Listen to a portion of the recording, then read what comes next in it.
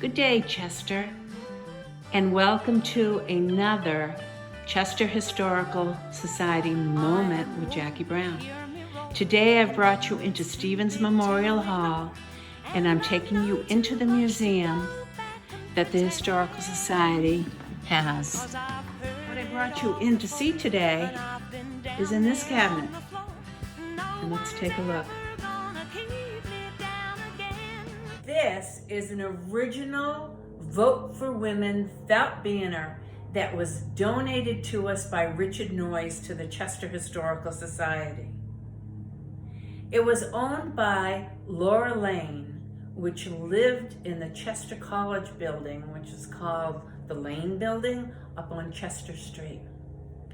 This is the 100th anniversary of the right of the women's vote this year. It's hard to believe, but both of my grandmothers did not have the right to vote until the women's suffrage movement. Women in New Hampshire won the right to vote in school elections in 1878, but it took almost 50 years later to ratify the 19th Amendment that gave women the right to vote. Suffrage was a good name, as women did suffer trying to get the right to vote. 33 women were arrested picketing outside the White House for the right to vote. Hands were tied to bars and some were forced to stand all night. One was beaten on the back with an iron bar, and another had her head smashed.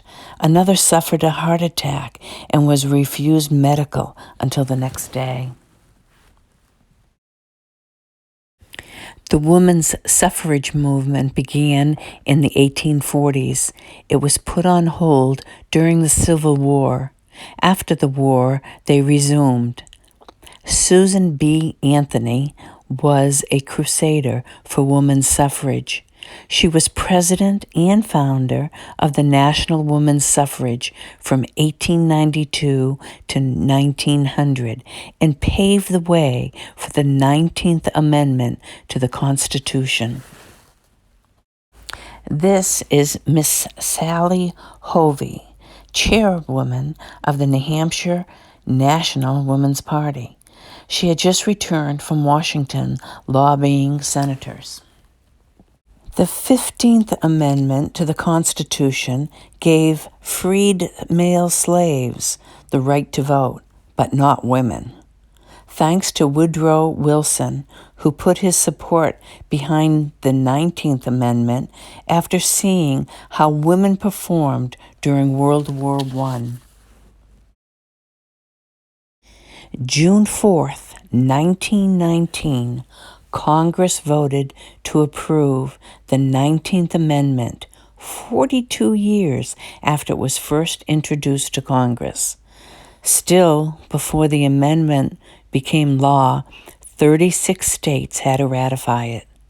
We can proudly say that New Hampshire was one of the first, and that happened on September 10th of 1919. The Women's Suffrage Association was changed to the League of Women Voters. It was the league that began the educational process to get women ready to vote. 100 years ago, 8 million women voted.